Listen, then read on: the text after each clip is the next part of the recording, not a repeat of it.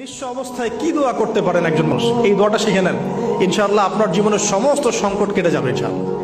আমি নিজেও এই দোয়াটা বেশি বেশি করার চেষ্টা করি। দোয়াটা হচ্ছে, মুসা আলাইহিস সালাম একটা গাছের নিচে হেলান দিয়ে বসলেন, বসে দেখলেন দুইজন মেয়ে দাঁড়িয়ে আছে দূরে, পানি নিতে পারছে না, লোকজন পানি নিয়ে যাচ্ছে, ওরা দাঁড়িয়ে আছে বেচারি। মুসা আলাইহিস সালাম গিয়ে বললেন, কি সমস্যা আপনাদের? এটা নিয়ে আপনারা আবার মেয়েদের সাথে কথা বলার চেষ্টা করেন, ঠিক আছে? তো মাহারাম গায়রা মাহারাম মেনে চলে। তারা বললেন যে আমাদের বাবা অনেক বৃদ্ধ মানুষ, আমরা পানি নিতে পারি না যতক্ষণ না আমাদের কম পানি নিয়ে চলে যায়। মুসা আলাইহিস সালাম তো একটু বললাম না, ফিজিক্যালি খুব স্ট্রং ছিলেন, থাকে না বডি বিল্ডার, সামনে গিয়ে কথা বলে সরো পানি নিতে দাও, তখন মানুষ একটু মূল্যায়ন করে না। তো মুসা আলাইহিস সালাম এভাবে পানি নিয়ে দিলেন এবং বাছুরদেরকে পানি পান করালেন, করিয়ে গাছের নিচে এসে বসে আছেন।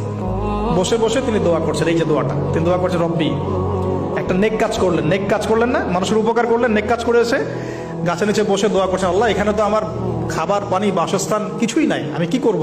রব্বি ইন্নি লিমা আনজালতা ইলাইয়া মিন খায়রিন ফাকির, রব্বি ইন্নি লিমা আনজালতা ইলাইয়া মিন খায়রিন ফাকির। আবার বলেন, রব্বি ইন্নি লিমা আনজালতা ইলাইয়া মিন খায়রিন ফাকির। অর্থ হচ্ছে, হে আল্লাহ, তুমি তোমার পক্ষ থেকে আমার উপরে যে নেয়ামতগুলো দিবে, আমি এর জন্য ফকির হয়ে বসে আছি আল্লাহ।